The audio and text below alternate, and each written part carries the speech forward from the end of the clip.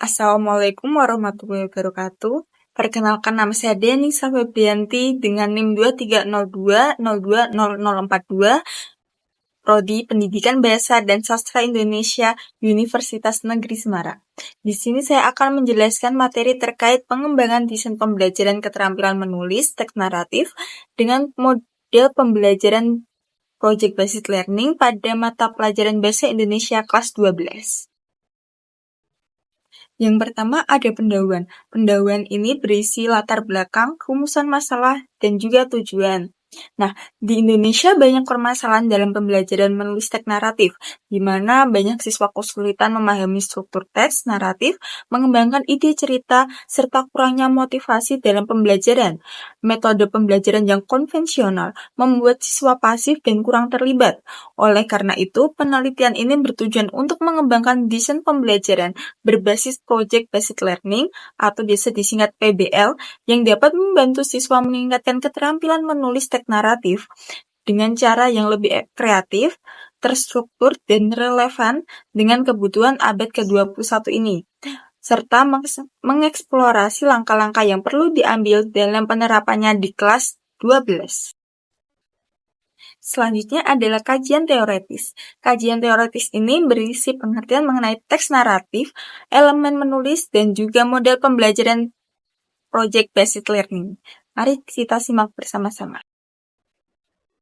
Teks naratif. Teks naratif adalah salah satu jenis teks yang sering ditemukan dalam pembelajaran bahasa Indonesia.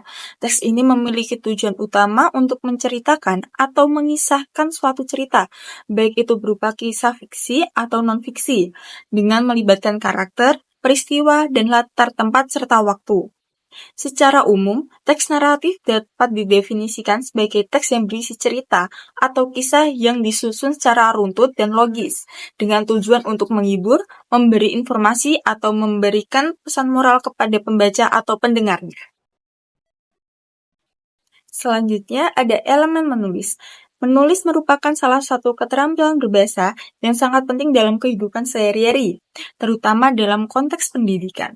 Menulis tidak hanya berkaitan dengan kemampuan untuk menyusun kata-kata dalam bentuk tulisan, tetapi juga mencakup proses berpikir yang melibatkan pengorganisasian ide dan menyampaikan secara jelas dan efektif. Secara umum, menulis dapat diartikan sebagai suatu kegiatan yang melibatkan penyusunan simbol-simbol grafis untuk menyampaikan pesan, gagasan, atau informasi kepada orang lain.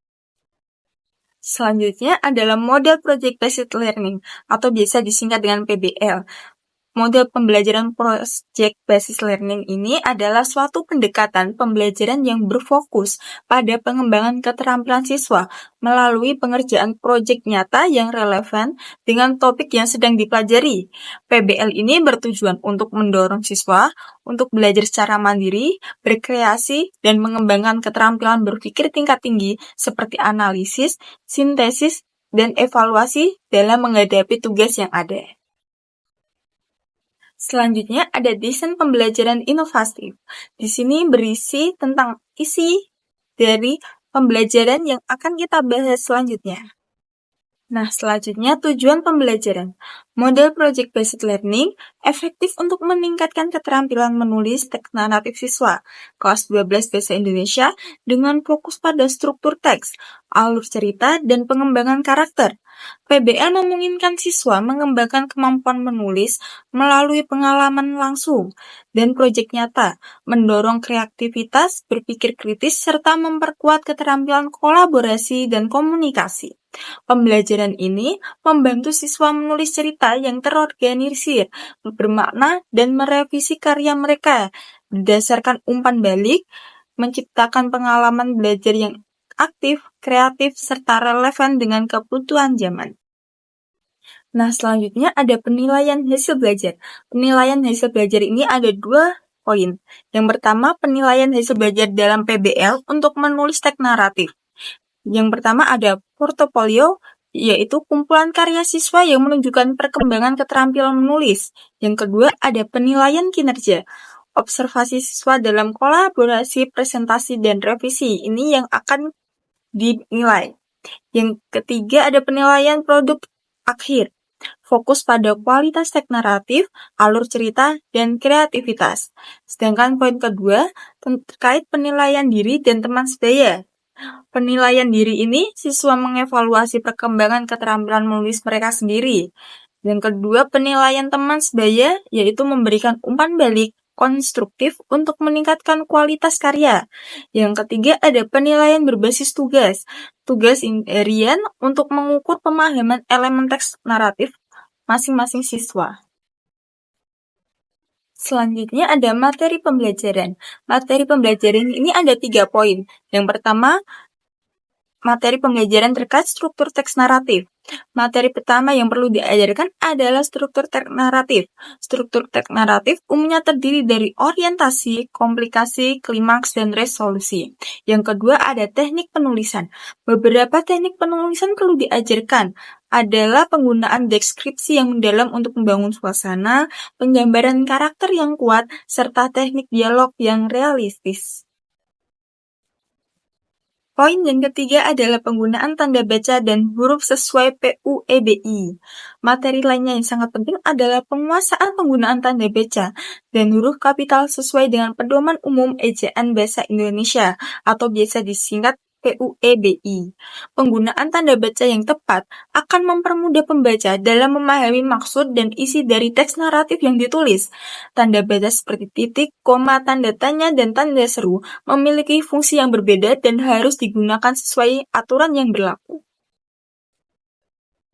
Nah, selanjutnya ada media pembelajaran. Pemilihan media pembelajaran yang tepat seperti aplikasi pengolah kata, platform daring, video tutorial, infografis, buku cerita, dan kamus digital sangat penting dalam pembelajaran menulis teks naratif dengan PBL.